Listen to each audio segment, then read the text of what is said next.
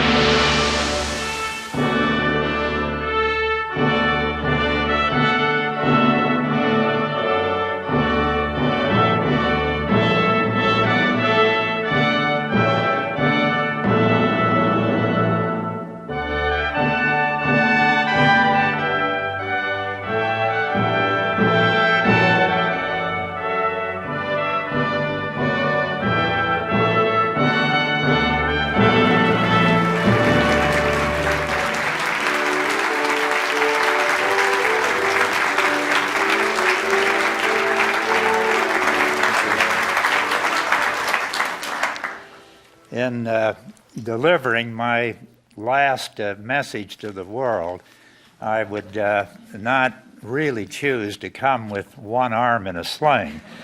But I come today as a casualty of Washington's icy streets.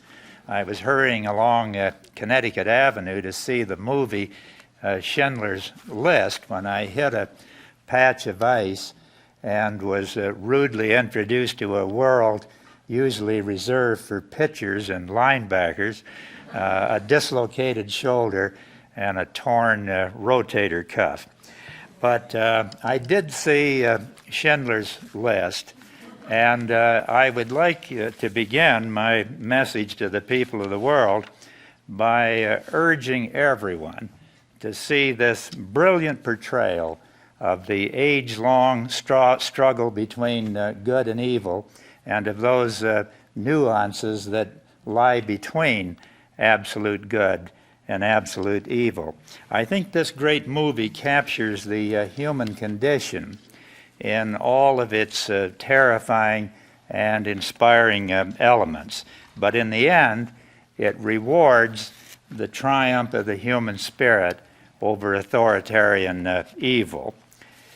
After this recent accident, an elderly but treasured neighborhood friend of mine, a very conservative old gentleman, asked me which shoulder I had injured. When I said it was the left one, he replied, "Well, George, that figures. You can't even fall to the right."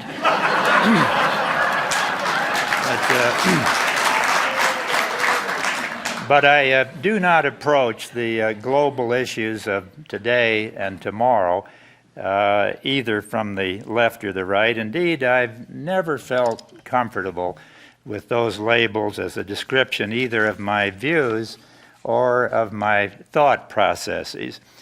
America and the world have both profited greatly from the dual traditions of conservatism and liberalism, and I, as a longtime public figure, honor both of those traditions, and both of them have contributed deeply to my own worldview.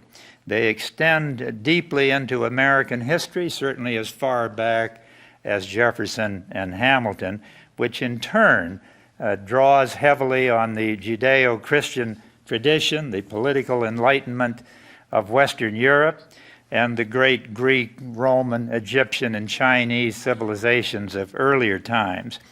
My own family background and the culture of my home state, where I grew up as a young man, is one of conservatism. But during most of my public life, I have borrowed heavily from the insights of liberalism with its emphasis on government as an instrument of public good. And it is from that generally humane and liberating perspective that I address my fellow inhabitants of the globe. The February issue of the Atlantic Monthly carries a rather somber assessment of the future world under the heading, "The Coming Anxiety, the Coming Anarchy." In a lengthy and rather compelling cover story, Robert Kaplan writes as follows, and I quote, "The world faces a period of unprecedented upheaval, brought on by scarce resources, worsening overpopulation, uncontrollable disease, brutal warfare, and the widespread collapse of nation states, and indeed the collapse of any semblance of government. Welcome to the 21st century."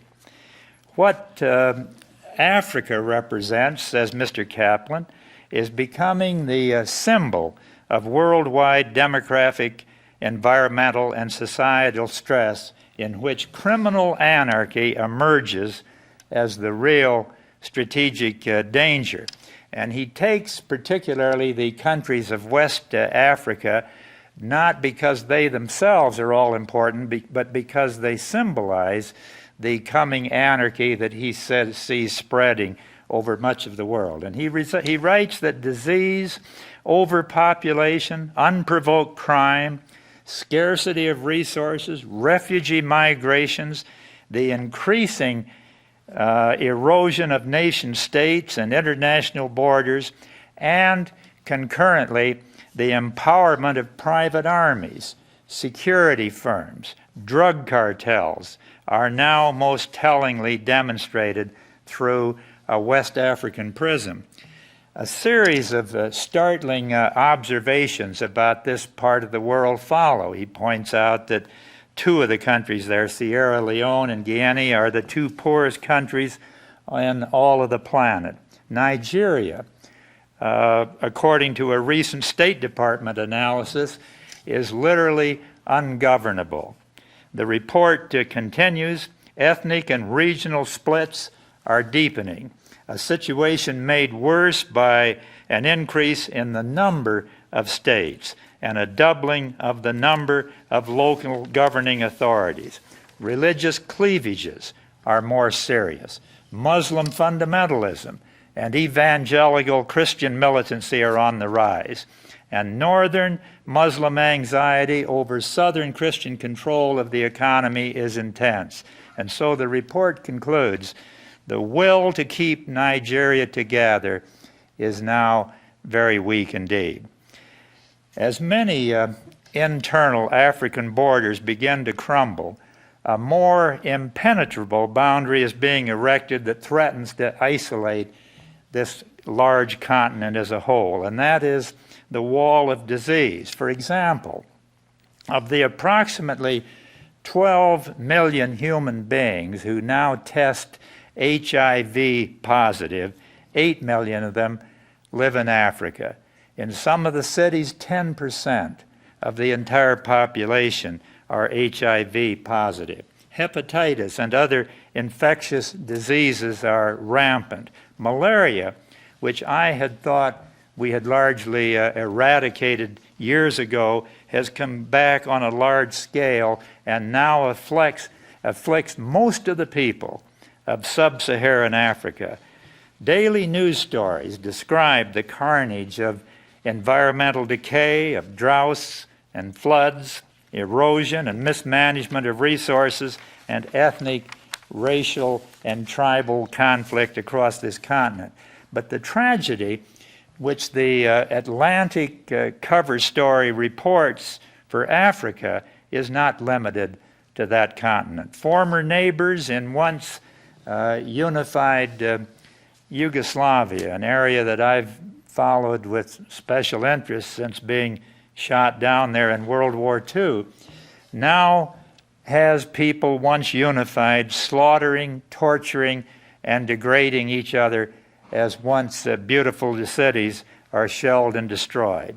In the Middle East, an area that I have associated myself with in recent years, extremist Palestinians and extremist Israelis kill each other, all in the name of God. A fervent, militant Muslim fundamentalism challenges the Arab regimes across the Middle East. And in our own hemisphere, little Haiti stands as a symbol of oppression, of exploitation and cruelty. So it is not surprising that a major American magazine spotlights on its cover a doomsday scenario entitled The Coming Anarchy. Now, I recognize all of these tragic realities. They are facts of life, and yet I believe that humanity need not and must not accept the verdict of anarchy and tragedy as the future of humankind. I reject that as the verdict of the future. We have it well within our powers of mind, body, and spirit to create a different kind of world. All of the human story from the very beginning has been a contest between tragedy and achievement. Nothing new about that. A contest between despair and hope. A contest between condemnation and salvation. As the ancient biblical prophet said so many years ago, I have set before you two choices, life and death. Therefore, choose life, that thou and thy seed may live. So my message to the world today is to choose the ways that lead to life over death. 20 years ago, Professor Harrison Brown of the California Institute of Technology declared, I am just as convinced as can be that man has it within his power today to create a world in which people the world over can lead free and abundant and even creative lives. I am convinced, he said, that we can create a world which will pale the golden age of Pericles into nothingness. Now, that is also my faith and my hope. It is the reason that after a quarter of a century of service in the nation's capital, I have, and that preceded, I might add, by a number of years of political effort in South Dakota, I still travel America and the world preaching the doctrine of concern about my fellow human beings, combined with the faith that humankind can be redeemed and that building God's kingdom here on earth is more than a spiritual mirage. It has become a necessity, and I believe well within the reach of humankind. So what are the steps that we must take to change what has been described as the coming anarchy into a more rewarding and promising future for humankind?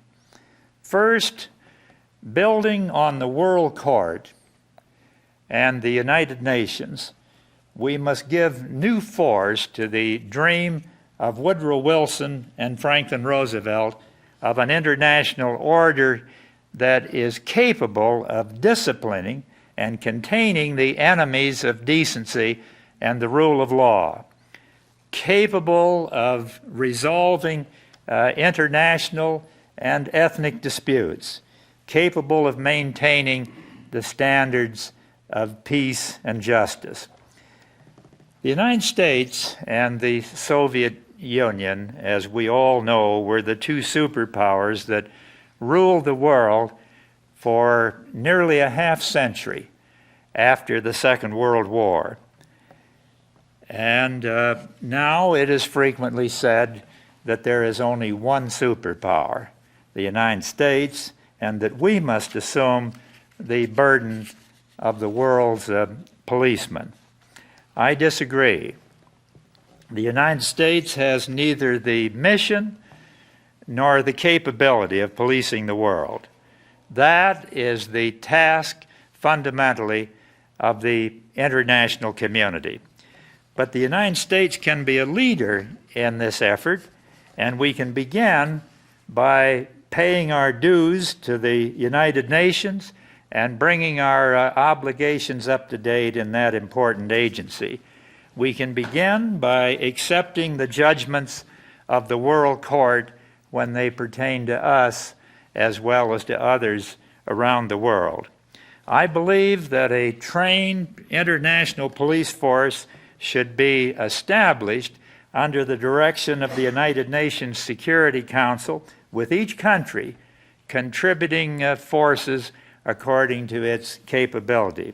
The United States, for example, could take the lead by designating 10,000 of its regular military forces for special training as part of an international force. Perhaps this could best be done by seeking volunteers within the armed services, young men and women who are willing to be designated as part of an international force.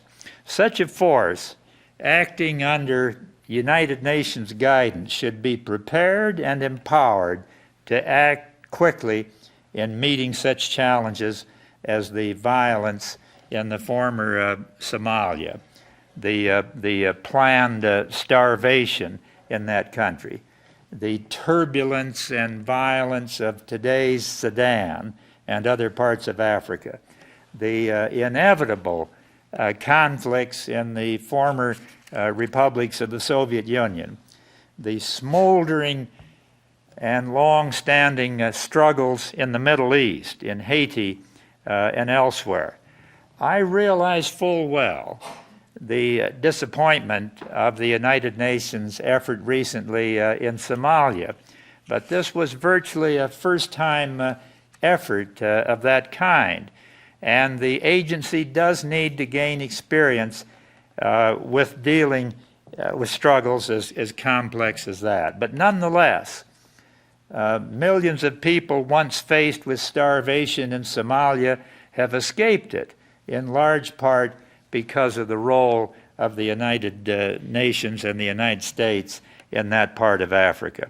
Just as we need an organized national defense in addition to the state and local security forces that we have within our individual countries, so do we desperately need a well-structured and properly empowered international police force to meet the dangers of the world of the future. Now, closely related to this is a strengthened world court that has the power to decide conflicts between peoples and nations. The rule of law requires both the majesty and reason of the world court and the power of an international peacekeeping force. Secondly, we must make a serious global commitment of genuine stewardship over the physical resources of this earth. We have the scientific and technical capacity to stop the erosion of soil, the pollution of air and water, the poisoning of our food supply, the destruction of our forests, and the eruption of the protective skies above us. The environmental ethic is now a matter of life or death for this planet. We have the expertise, we have the leaders who know what now must be done. The environmental ethic, I believe, should especially emphasize the conservation of finite resources and greater efficiency in our fuel burning facilities. For example, to take my own country, the United States, if we were to require that every automobile on the streets and highways of this country be manufactured in such a way that the carburetors and other aspects of that vehicle would enable the car to go 40 miles or more on a gallon of gasoline, that one step would end U.S. dependence on the finite oil resources of the Middle East. We know how to harness the sun. We know how to tap the power of the wind and the ocean waves. We know how to convert massive amounts of human waste to constructive purposes. All of those things are easily within the competence of humanity. What is needed is an international effort, again under the aegis of the United Nations, to protect the fragile but marvelous environment that sustains all life on this planet. Thirdly, we must commit ourselves as a global society to ending human hunger. This is a field that has long interested me, about which I have some special competence. As the first director of America's International Food for Peace program in the Kennedy administration, I know deep in my soul that human hunger can be banished from this planet, and I believe within less than a quarter of a century, if the citizens of the world will commit themselves to that effort. Every religion of the world teaches its adherents to feed the hungry. We can best do this by applying the knowledge and skills of scientific agriculture and nutrition to the developing world around us. Within 15 to 25 years, we should be able to achieve a situation on this planet where not one single child need any longer cry him or herself to sleep from hunger. Fourth, we must greatly expand the mission of the World Health Organization. In the laboratories of the developed world is now the knowledge, the facilities, and the drugs to end much of the human illness and suffering around the globe. It is an outrage that diseases such as malaria, which we once had on the run, have not been eliminated by proper safeguards of sanitation, environmental control, and a medicine. Some years ago, I was on a mission to northeast Brazil, and I was taken into the home of a young family living outside of Recife, pretty much in the wilderness of northeast Brazil. It was a scene of utter poverty. I saw a young mother holding a child in her lap. Another child had died a couple of hours ago of disease and malnutrition. This is the kind of image that we have the capacity to erase from the earth. These steps to life that I call for, of course, are not free, and they are not easy. They call for an investment of political will. They call for energy, and they call for money and resources. They call for cooperative international leadership. They can be financed, I believe, by taking this world in arms and converting a major part of the senseless and self-defeating arms competition to the works of peace. I have set before you two choices, life and death. Therefore, choose life, that thou and thy seed may live. If we make that choice on the side of life, we can give new force to the faith simply expressed by the late Cesar Chavez, who said sometime before he died, "You know what I really think? I really think that one day the world will be great. I really believe this world is going to be great one day." Thank you very much.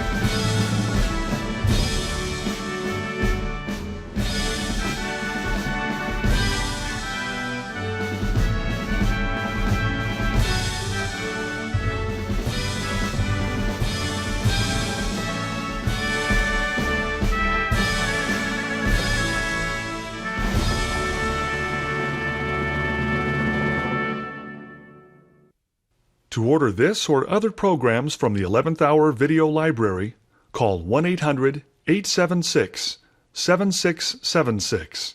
Please include name of speaker when ordering.